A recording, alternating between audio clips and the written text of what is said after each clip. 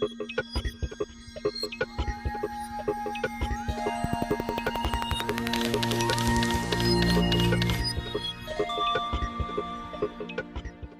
I'm Bill Ackman. I'm the CEO of Pershing Square Capital Management, and I'm here today to talk to you about everything you need to know about finance and investing.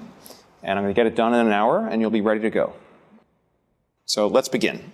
In order for you to get a better sense of finance and some of the basic terms associated with a business and investing in a business, I'm going to use the example of a lemonade stand. We're going to go into business together. We're going to open up lemonade stand. So the reason why I'm using the example of a lemonade stand is a very simple way to understand the basics of a business. How to understand how a business works, how a business generates profits, what's involved in raising capital to start a company, what you do when you're ready to decide to monetize your investment or take some money off the table. You'll be able to understand each of these concepts through the very simple lens of a small startup business like a lemonade stand. We're going to go into business together. We're going to start a company, and we're going to start a lemonade stand. And now I don't have any money today, so I'm going to have to raise money from investors to launch the business. So how am I going to do that? Well, I'm going to form a corporation. It's a little filing that you make with the state, and you come up with a name for your business. We'll call it Bill's Lemonade Stand. And we're going to raise money from outside investors. We need a little money to get started. So we're going to start our business with 1,000 shares of stock. We just made up that number. And we're going to sell 500 shares more for $1 each to an investor. The investor is going to put up $500. We're going to put up the name and the idea. We're going to have 1,000 shares. He's going to have 500 shares. He's going to own a third of the business for his $500. So what's our business worth at the start? Well, it's worth $1,500. We have $500 in the bank plus $1,000 because I came up with the idea for the company. Now I need a little more than $500. So what am I going to do? I'm going to borrow some money. I'm going to borrow from a friend, and he's going to lend me $250. And we're going to pay him 10% interest a year for that loan. Now, why do we borrow money instead of just selling more stock? Well, by borrowing money, we keep more of the stock for ourselves. So if the business is successful, we're going to end up with a bigger percentage of the profits. So now we're going to take a look at what the business looks like on a piece of paper. We're going to look at something called a balance sheet. And a balance sheet tells you where the company stands, what your assets are, what your liabilities are, and what your net worth or shareholders' equity is. So you take your assets. In this case, we've raised $500. In exchange for the $500, the person who put up the money only got a third of the business. The other 2/3 is owned by us for starting the company. Well, that's $1,000 of goodwill for the business. We're borrowed $250. Well, we're going to owe $250. That's a liability. So we got $500 in cash from selling stock, $250 from raising debt, and we owe $250 loan. And we have a corporation that has, and you'll see on the chart, shareholders' equity of $1,500. So that's our starting point. Now let's keep moving.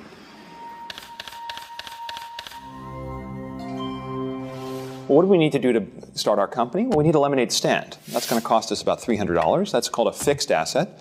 Unlike a lemon or sugar or water, this is something that you, like a building, you buy and you build it. It wears out over time, but it's a fixed asset. And then you need some inventory. What do you need to make lemonade? Well, you need sugar, you need water, you need lemons, you need cups, you need little containers, and perhaps some napkins, and you need enough supplies to, let's say, have 50 gallons of lemonade in our start of our business. Now, 50 gallons gets us about 800 cups of lemonade, and we're ready to begin.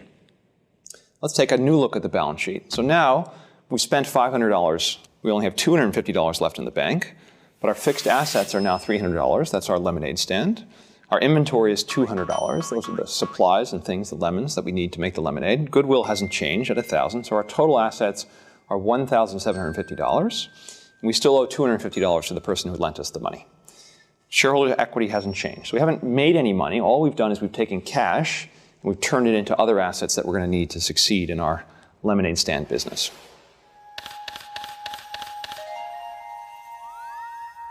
So let's make some assumptions about how the business is going to do over time. We're going to assume we're going to sell 800 cups of lemonade a year. We're going to assume that each cup we can sell for $1, and it's going to cost us about $530 per year to staff our lemonade stand. So now let's take a look at the income statement. So the income statement talks about the profitability, about the revenues that the business generated, what the expenses are, and what's left over for the owner of the company. So we've got one lemonade stand. We're selling 800 cups of lemonade at our stand, charging $1. So we're generating about $800 a year in revenue. And we're spending $200 on inventory. There's a line item here called COGS. That stands for cost of goods sold. We have depreciation because our lemonade stand gets a bit beat up over time and it wears out over 5 years, so it depreciates over 5 years. We've got our labor expense for people to actually pour the lemonade and collect cash from customers. And we have a profit, we have EBIT, and that's earnings before interest and taxes of $10. That's kind of our pre-tax profit for the business. We didn't make very much money because you take that pre-tax profit of $10 and you compare it to our revenues, it's about a 1.3% margin. That's not a particularly high profit. Now we've got to pay interest on our debts, and we have a loss of $15, and then we don't have any taxes, but at the end of the day, we still lose money.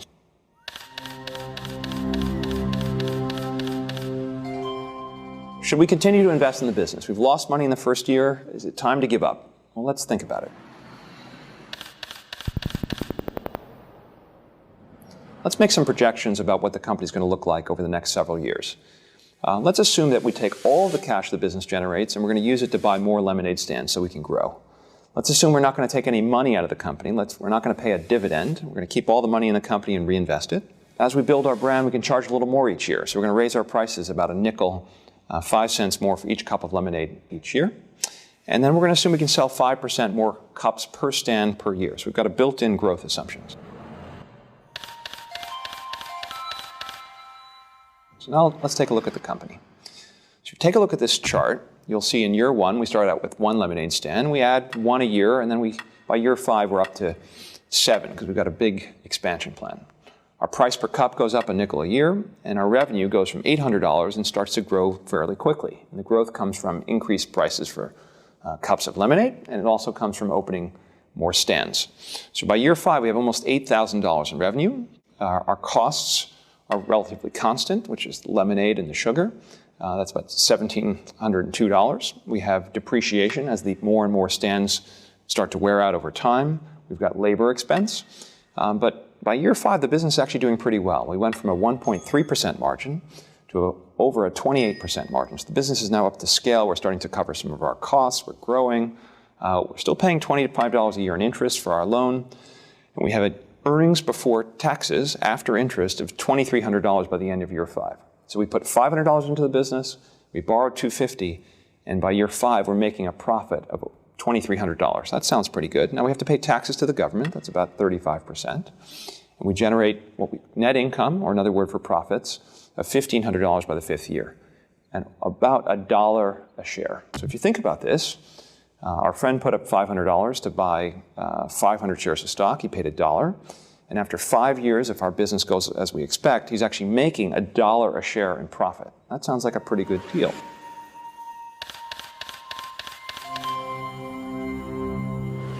Let's look at the cash flow statement. So as the business becomes more and more profitable, we generate more and more cash. And the cash builds up in the company. We go from $500 of cash in the company to over $2,000 of cash over the period.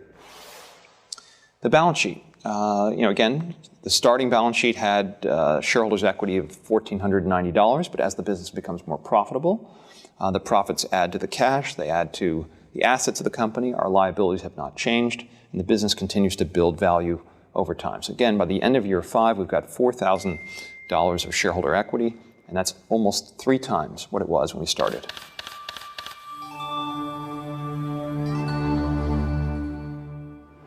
Now, is this a good business or a bad business? How do we think about whether it's good or bad? One thing to think about is what kind of earnings are we achieving compared to how much money went into the company?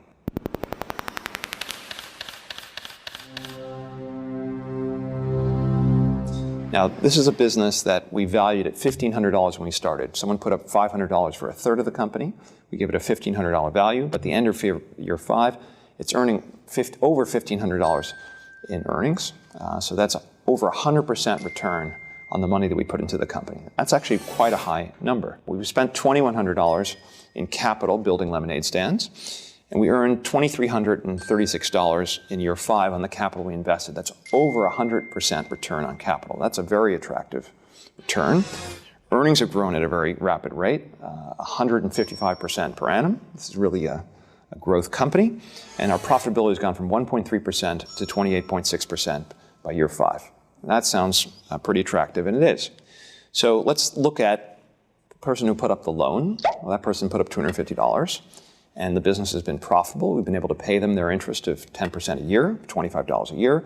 And they're happy because they put up $250. They're getting a 10% return on their loan, and the business is worth well more than $250. We've got more than that in cash. As a result, they're in a safe position, but they've only made 10% on their money. Now let's compare that with the equity investor, the person who bought the stock in the company. That person earned $1 a share in year 5 versus an investment of $1 a share. So he's earning over 100%, or about 100% return on his investment, versus only 10% for the lender. So who got the better deal? Well, obviously, the equity investor. Now, why did the equity investor, why do they have the right to earn so much more than the lender? The answer is they took more risk. If the business failed, the lender is entitled to the first $250 of value that comes from liquidating the company. So if you sell off the lemonade stands and you only get $250, the lender gets back all their money. They're safe. They got their 10% return while the business was going. They got back their $250. But the equity investor, the person who bought the stock, is wiped out because they come after the lender. So what's the difference between debt and equity? Debt tends to be a safer investment because you have a senior claim on the assets of a company. And it comes in lots of different forms. You've heard of mortgage debt on a home. That's a secured loan secured by a house, but you could have mortgage debt on a building for a company. There's senior debt, there's junior debt, there's mezzanine debt, there's convertible debt. But bottom line, it's all debt. It comes in different orders of priority in a company. And the rate you charge is inversely related to your security. So the better the security and the less risk, the lower the interest rate you're entitled to receive. The more junior the loan, the higher the interest rate you're entitled to receive. But you can avoid the complexity. All you need to think about is debt comes first. It's a safer loan, but your profit opportunity is limited. Now the equity, also there are varying forms. There's something called preferred equity or preferred stock. There's common equity or common stock. And again, stock and equity are basically synonyms.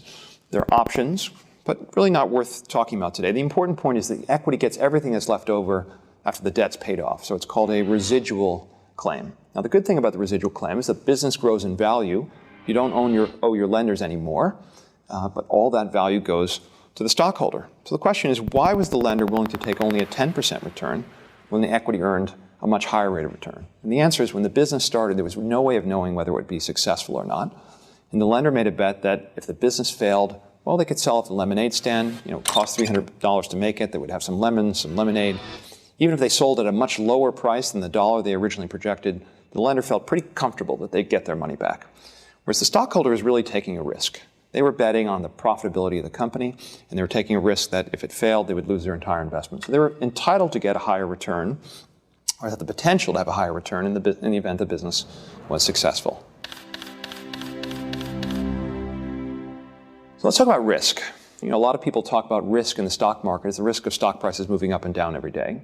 We don't think that's the risk that you should be focused on. The risk you should be focused on is, if you invest in a business, what are the chances that you're going to lose your money, that there's going to be a permanent loss? When you're thinking about investing your own money, when you're thinking about one investment versus another, don't worry so much about whether the price moves up and down a lot in the short term. What matters is, ultimately, will you get your money back? Will you earn a return on your investment? How do you think about risk? Well, one way to think about risk is to compare your risk to other alternatives. So you can buy government bonds. And government bonds are considered today the lowest risk form of investment. And the U.S. Treasury issues 10-year, 3-year, 5-year debt. There's a stated interest rate. And today, a 10-year Treasury, you earn about a 3% return. So you give your government $1,000, you get $30 a year in interest. At the end of 10 years, you get your $1,000 back. So that's very, very safe. And that sort of provides a floor. Now, obviously, if you're going to make a loan, you can lend money to the government and earn 3%. Well, if you can lend money to a lemonade stand, you want to earn meaningfully more. So in this case, the lender is charging a 10% rate of interest. Why 10%? Because they want to earn a nice fat spread over what they can make lending to the government, because a startup lemonade stand business is a higher risk business. Equity investors sort of think about things similarly. So the higher the valuation, the more risky the business, the higher the rate of return the equity investor is going to expect. And the lower the risk business, the lower the return the equity investor is going to expect. And equity investors don't get interest the same way a lender does. What equity investors get is they get the potential to receive dividends over the life of a company. Let's talk about raising capital. You started this lemonade business. Now, the point of this was to make money in the first place. Business is doing very well, yet as having started the business, coming up with a name and the concept, hired all the people, I've made nothing. Right? So the business has grown in value, but where's my money? I need money to buy a car, for example. So I want to buy a car for $4,000. What are my choices? What can I do? Well, we've taken all the cash the business has generated, we've reinvested in the business. Now the good news is we've taken all that money, we've been able to use it to buy more lemonade stands, and these lemonade stands are more and more productive, and it's grown the value of the business faster and faster. Now my alternatives could include, well, instead of growing the business so quickly, instead of investing in more lemonade stands, I could simply have paid dividends to myself. Now the good news about that is I get money along the way. But the bad news about that is the business wouldn't grow as quickly. And if you have a business as profitable as this lemonade stand company, and we can earn hundreds of dollars on each new stand, it makes sense to keep investing. Well, how do I keep my business going and growing, taking advantage of the opportunities, but take some money off the table? Well, how do I do that? I could sell my lemonade stand business. I started this one in New York. Maybe there's someone in New Jersey who wants to buy me, consolidate with my lemonade stand company. The problem with that is once I sell it, I can no longer participate in the opportunity going forward. I believe in this business. I think it's going to be very successful over time. So that's one alternative. The other alternatives, other than selling up 100% of the business, is to sell a piece of the business. Now, I can do that privately. I can find an investor who wants to buy a private interest in the company. And if the business is worth enough, I can sell them a piece of the business and we can be successful. The other alternative is I can take the business public. An IPO, the abbreviation stands for an initial public offering. And it's initial because it's the first time a company is going public. Going public means you're selling stock to the broad general public as opposed to finding one investor buy an interest in the company. And it's an offering because you're offering people the opportunity to participate. What's interesting is an IPO doesn't make someone rich. All it really does is it takes a business that they already own and it sells a piece of it to the public and it gets listed on an exchange. When you decide you want to take your business public, you're going to have to reveal a lot of information to the public in order to attract investors to participate. And the Securities and Exchange Commission, they're going to study this prospectus very carefully. They're going to make sure that you disclose all the various risks associated with investing in the company. And you're also going to have an opportunity to talk about the business. That's kind of an exciting time for you because when you sell shares to the public, that's really, in most cases, the way to get the optimally high price for the company. But you don't have to sell 100% of the business to the public. In fact, typically you only sell a small percentage. You get to keep the rest. You get to keep control of the company. But you get to raise money in the offering, and you can use that money to buy the car that we were talking about before.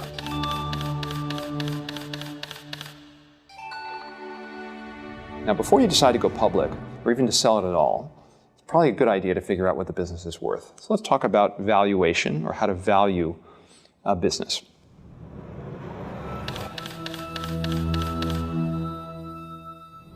One way to think about the value of your business is to compare it to other similar businesses. Now, the stock market is actually a pretty interesting place to look. The stock market is a list of companies that have sold shares to the public, and you can look in the New York Times or the Wall Street Journal or online on Yahoo Finance or Google or other sites and look at stock prices for Coke, for McDonald's. And what those stock prices tell you is what the value of the company is. And how do you figure out the value of the company? Well, you look at where the stock price is. You count how many shares are outstanding. The shares outstanding will be listed in various filings with the SEC. You multiply the shares outstanding times the stock price. That tells you the price you're paying for the equity of the company. So if you go back to our example of our little lemonade stand, we have 1,500 shares of stock outstanding. We sold them for $1 initially, 1/3 of them to a investor, and the business initially had a value of $1,500. So what is the business worth today? Well, one way to look at it, let's look at other lemonade stand companies. Let's assume other lemonade stand companies have sold either in the private market, the public market, for a price of 10 times earnings or 10 times profits. That will give you a sense of value. So let's assume another lemonade stand company is trading at 20 times earnings in the stock market. Well, we earned $1 per share in year 5. If we put a 20 multiple on that dollar, the business is worth, according to the comparable, about $20 per share. We've got 1,500 shares outstanding. We multiply 1,500 times 20. Now our business is worth $30,000. So we had a company that started out at 1,500. 5 years later, it's worth $30,000. That's actually quite good. Well, how do we raise $4,000 if that's the appropriate value for our business? Well, if we sold 200 of our shares, 200 of our shares that are today now worth $20 a share, we could raise the $4,000 that we are talking about. Now, what would that do? What would happen if we sold 200 of our shares in the market? Well, our interest in the business would go down because right today we own 66 2/3%, or 2/3 of the company. A third is owned by our private investors. Well, if we sold stock in the market, if we sold 200 of the shares that we would own, our ownership would go from 67% to 53%. So the good news there is we still have control of the business, because in most public companies, owning a majority allows you to control the business going forward. But because the company is now owned by public shareholders, you have to make sure their interests are properly represented. So you have to have a board of directors, a group of individuals who represent the interests of the shareholders, who have a duty to make sure that their shareholders are treated properly. And you wouldn't have the same degree of flexibility you had when you were a private company, because you have other constituencies that you need to think about. Now, the benefit of the IPO is the stock would now be liquid. There would be a market where it would trade in the public markets, and then over time, if I wanted to sell more stock, I could do so, or if new investors wanted to come in, they could buy stock, and our stock would now be liquid. It would make me feel better about this business in terms of my ability to, at some point, exit, or if I wanted to raise more money, I could sell stock fairly easily in the market, because each day you could look up the price, either on the web or in New York Times or otherwise, and you can figure out what your business is worth. Okay, now, how does this matter to you? Now, the purpose of the example of our lemonade stand is just going to give you a primer on what companies are, what they do, how they earn profits, what the various reports they provide to investors, so investors can figure out what they're worth. And the purpose of this lecture is to give you a sense of some of the things you need to think about when you're thinking about investing perhaps some of your own money, whether you want to invest in a lemonade stand, whether you want to invest in a company on the market.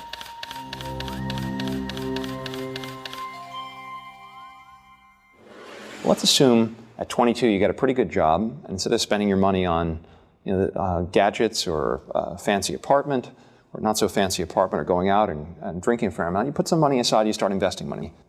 Let's say you could save $10,000 at 22, and you can earn a 10% return on that money between now and the time you retire.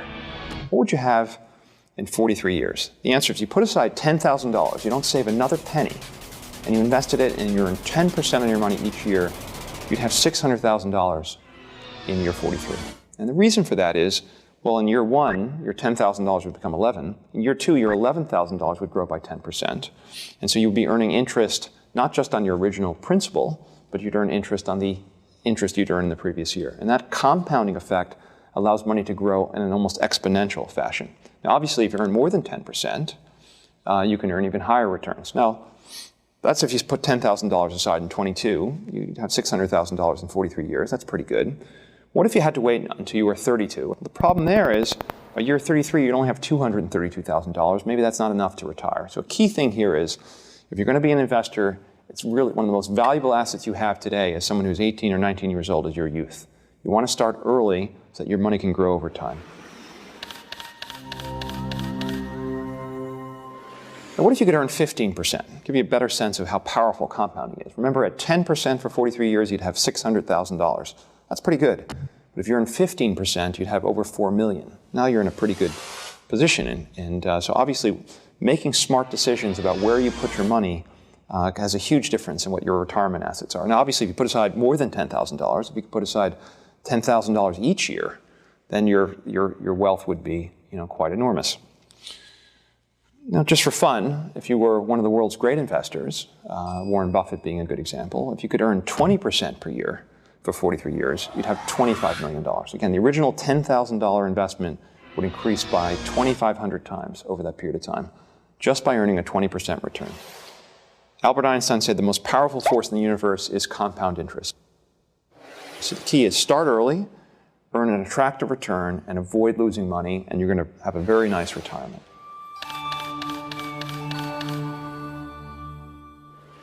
Okay, now let's talk about the risk of losing money.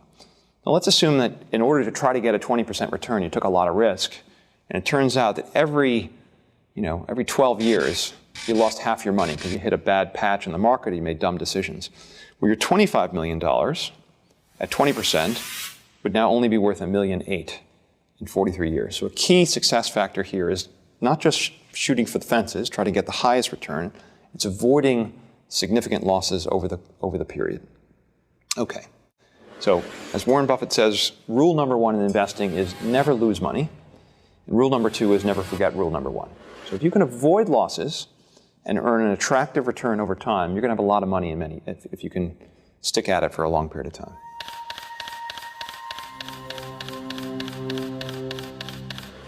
Okay, so how do you be a successful investor? Now, I'm assuming that you're not going to go into the business of investing. I'm assuming that you're going to be a doctor or a lawyer, you're going to pursue your passion, but you're going to have some money that you're going to save over time. And I'm going to give you my advice on the topic. It's not necessarily definitive advice, but it's what the advice I would give my sister, my grandmother, on what she should do if she were in the same position. I think that's probably the right way to think about it. So number one, how do you avoid losing money? What are good places to invest? Well, my first piece of advice is, despite the story about the lemonade stand, I'd avoid investing in lemonade stands. I'd avoid investing in startup businesses where the prospects are not very well known. Because again, you don't need to make 100% a year to have a fortune. You just need to invest at an attractive return, 10, 15% over a long period of time. Your money grows very significantly. So how do you avoid the riskiest investments? My advice would be to invest in public securities, invest in listed companies, companies that trade on the stock market. Why? Because those businesses tend to be more established. They have to meet certain hurdles before they go public. The stocks are liquid, so you can change your mind if you want to sell. If you invest in a private lemonade stand, it's hard to find someone to take you out of that investment unless that business becomes fabulously profitable. So that's piece of advice number one. Invest in public companies. Number two, you want to invest in businesses that you can understand. What I mean by that is there are lots of businesses that you deal with in the course of your day in your personal life, whether it's a retail store that you know because you like shopping there, or it's a product, your iPad, or that you know you think is a great product. But you have to understand how the company makes money. If the business is just too complicated, you don't understand how they make money, even if they've had a great track record, I would avoid it. A lot of people thought Enron was an incredible business because it appeared to have a good track record, but very few people understood how they made money. It was good to avoid it. Another very important criteria is you want to invest at a reasonable price. It could be a fabulous business that's done very well over a long period of time, but if you pay too much for it, you're not going to earn a very good return. The last bit is that you want to invest in a business that you could theoretically own forever. If the stock market were to close for 10 years, you wouldn't be unhappy. What do I mean by that? Now, again, if you're going to compound your money at a 10 or 15% return over a 43-year period of time, you really want a business that you can own forever. You don't want to constantly have to be shifting from one business to the next. And what are businesses that you can own forever? Well, there are very few that sort of meet that standard.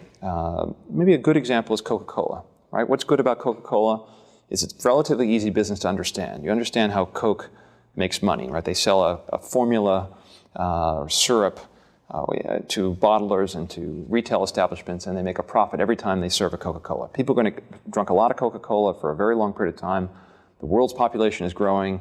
They sell in almost every country in the world. And each year, people drink a little bit more Coca-Cola. So it's a pretty easy business to understand. And it's also a business that I think is unlikely to be competed away as a result of technology or some other new product. Right? It's been around long enough. People have grown used to the taste. Parents give it to their children, and you can expect that it'll be around a long period of time. I think that's one good example. Another good example might be McDonald's. You may not love McDonald's hamburgers, but it's a business that's been around for 50 years. You understand how they make money. They build these little boxes.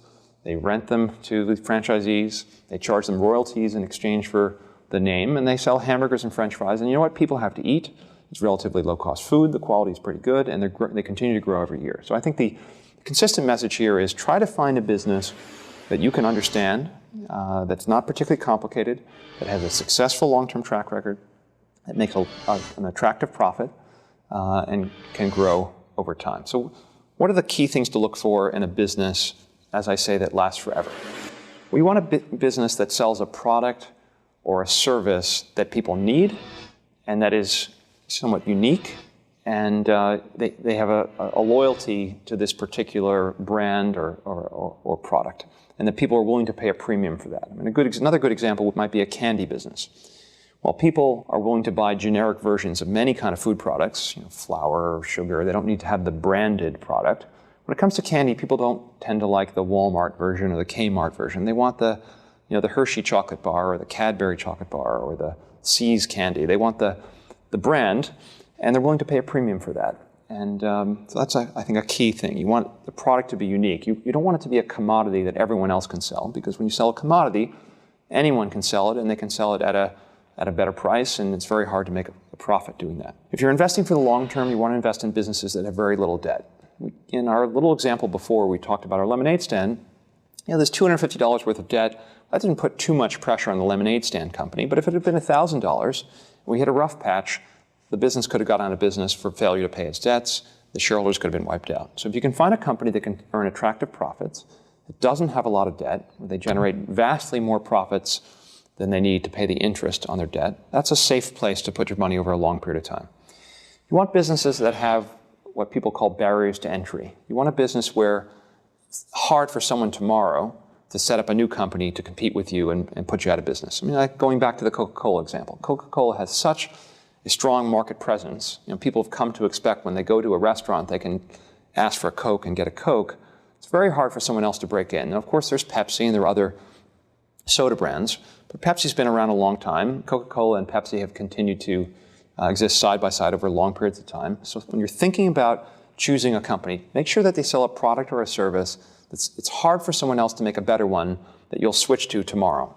You also want businesses that are not particularly sensitive to outside factors, so-called extrinsic factors that you can't control. So if a business will be affected dramatically if the price of a particular commodity goes up, or if interest rates move up and down, or if currency prices change, you want a company that's fairly immune to what's going on in the world. And I'll use my Coca-Cola example. I mean, if you think about Coca-Cola, it's a product that's been around probably 120 years. Over that period of time, there have been multiple world wars, development of nuclear weapons, all kinds of unfortunate events and tragedies and so on and so forth. But each year, the company pretty much makes a little bit more money than they made before, and they're going to be around. And you can be confident, based on the history, that this is a business that's going to be around almost regardless of whether interest rates are at 14%, whether the US dollar is not worth very much, or the price of gold's up or down. Those are the kind of companies you want to invest in the long term. Businesses that are extremely immune to the events that are going on in the world. Another criteria, if you think back to our lemonade stand company, as we grew, we had to buy more and more lemonade stands. Now, those lemonade stands only cost $300 each. But imagine a business where every time you grew, you had to build a new factory to produce more and more product. And those factories were really expensive. Well, that company might generate a lot of cash from the business, but in order to grow, you're going to have to just reinvest more and more cash into the business. The best businesses are the ones where they don't require a lot of capital to be reinvested in the company. They generate lots of cash that you can use to pay dividends to your shareholders, or you can invest in new high-return, attractive projects. I guess the last point I would make is that you're going to invest in public companies. It's probably safest to invest in businesses that are not controlled. A controlled company is kind of like our lemonade stand business that we took public. The problem with a controlled company, unless the controlling shareholder is someone you completely trust, unless there's someone that has a great track record for taking care of so-called minority investors, the non-controlling shareholders, it can be a risky proposition to invest in that business because you're at the whim of the controlling shareholder. And even if the controlling shareholder today is someone that you feel comfortable with, there's no assurance that in the future they might sell control to someone else who's not going to be as supportive of the shareholders of the business. So it's not that you can simply have a profitable business and a business that has done well. You have to make sure that the management and the people that control the business think about you as an owner and are going to protect your interests. So these are some of the key criteria to think about.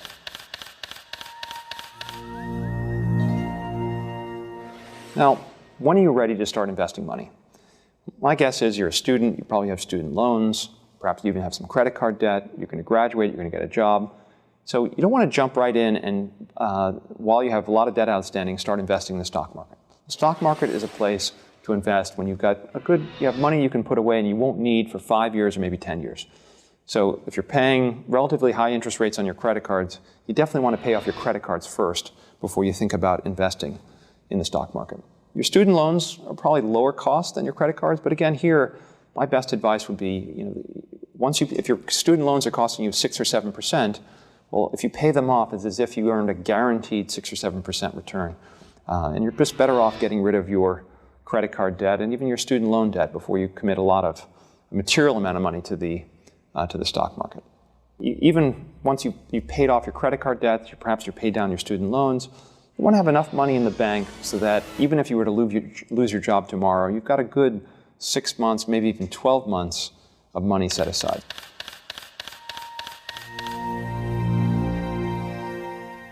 Let's talk a little bit about the psychology of investing. So we've talked about some of the technical factors, how to think about what a business is worth. You want to buy a business at a reasonable price. You want to buy a business that's going to exist forever, that has barriers to entry, where it's going to be difficult for people to compete with you. But all of those things are important, and a lot of investors follow those principles. The problem is that when they put them into practice, and there's a panic in the world, and the stock market's heading down every day, and they're watching the value of their IRA or their investment account decline, the natural tendency is sort of to do the opposite of what makes sense. To be a successful investor, you have to be able to avoid some natural human tendencies to follow the herd. When the stock market's going down every day, your natural tendency is to want to sell. When the stock market's actually going up every day, your natural tendency is to want to buy. So in bubbles, you probably should be a seller. In busts, you should probably be a buyer. And you have to have that kind of a discipline. You have to have a stomach to withstand the volatility of the stock market. Key way to have a stomach to withstand the volatility of the stock market is to be secure yourself. You've got to feel comfortable that you've got enough money in the bank that you don't need what you have invested unless for many years. That's a key factor. Number two, you have to recognize that the stock market in the short term is what we call a voting machine. It really represents the whims of people in the short term. Stock prices are affected by many things, by events going on in the world that really have nothing to do with the value of certain companies that you invest in. So you've got to just accept the fact that what you own can go down meaningfully in value after you buy it. That doesn't necessarily mean you've made an investment mistake. It's just the nature of the volatility of the stock market. How do you get comfortable? You don't just buy a stock because you like the name of the company. You do your own research, you get a good understanding of the business, you make sure it's a business that you understand, you make sure the price you're paying is reasonable relative to the earnings of the company.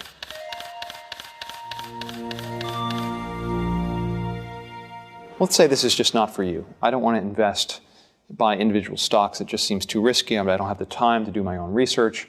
What are your alternatives? Well, your alternatives are to outsource your investing to others. You can hire a money manager, or you can hire a group of money managers. And there are a couple of different alternatives for a startup investor.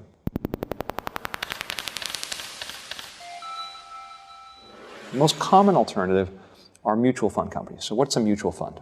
A mutual fund is I guess technically it's a corporation, but where you buy stock in this corporation, and the manager selects a portfolio of stocks. So what they do is they pool together capital, money from a large group of investors. So let's say they raise $1 billion, and they take that money and they invest in a diversified collection of securities. Now the benefit of this approach is that with a tiny amount of money, you can even less than $1,000, you can buy into a diversified portfolio managed by a professional manager who's compensated to do a good job for you investing in the market. So mutual funds are a good potential area for investment. The problem is there are probably 7,000, 8,000, maybe 10,000 different mutual funds, and some are fantastic and some are not particularly good. So you need to do research to find a good mutual fund manager in the same way that you need to find individual stocks. So it's not just the easy thing of just invest in mutual funds. So here are a few key success factors in identifying a mutual fund or a money manager of any kind to select. Number one, you want someone who has an investment strategy that makes sense to you. You understand what they do and how they do it. They're not appealing to your insecurity by using complicated words and expressions that you don't understand. If they can't explain to you in 2 minutes what they do and how they do it and why it makes sense, then it's a strategy you shouldn't invest in. Number two, and this is not necessarily in this order, this probably should be number one, is you want someone with a reputation for integrity. If you're starting out, you probably want to invest in some of a mutual fund that's sponsored by some of the larger mutual fund complexes, as opposed to a tiny little mutual fund that's privately by a mutual fund company that you've never heard of. There's some benefit in the larger institutions. You can be more confident that they're not going to steal your money. You want an approach where the investor invests money on the basis of value. And now this sounds kind of obvious, but value investing has a very long-term track record. And now there are other kinds of investing, including technical investing, where people are betting on stocks based on price movements. But I highly recommend against those kind of approaches. So you want someone who's making investments where they're buying companies based on their belief that the prospects of the business will be good and that the price paid relative to what the business is worth represents a significant discount. You want to invest with someone that has a long-term track record, and I would say 5 years is the absolute minimum. And ideally, you want someone who's got 10, 15, 20 years of experience investing in the markets, because there's a lot that you can learn being a long-term investor in the market. You want someone who has a consistent approach, where they haven't changed what they do materially year by year, that they have a stated strategy that they've kept to thick and thin that's enabled them to earn an attractive return over their lifetime as an investor. And I always say, in some ways, most importantly, you want someone who's investing the substantial majority of their own money alongside yours. You want someone whose interests are aligned with yours. If it's a mutual fund, you want them to have a lot of money in their own mutual fund. If it's a hedge fund, which is a privately sold fund for investors who have higher net worths, you want a manager who's investing alongside you as well.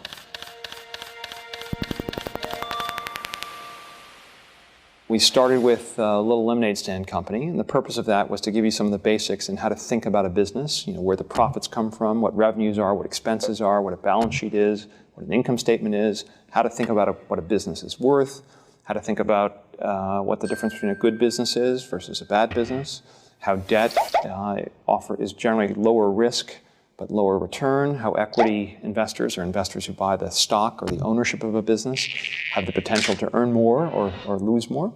We use that as just as the basics to get some of the vocabulary to think about investing. And we talked about investing in the stock market.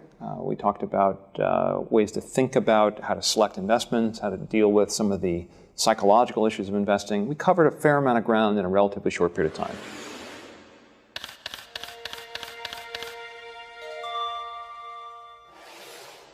Now, I entitled the lecture, Everything You Need to Know About Finance and Investing in Less Than an Hour. Well, it really isn't everything you need to know. It's really just an introduction, and hopefully I didn't mislead you by induce you to watch this for an hour.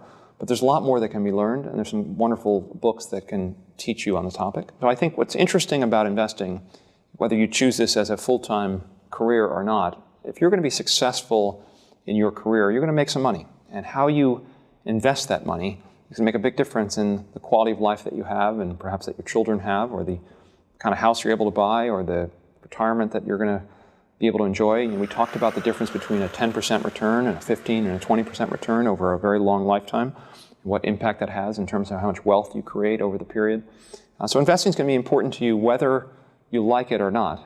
And learning more about investing is going to have a big impact on your quality of life, if money is something that you need in order to meet some of your goals.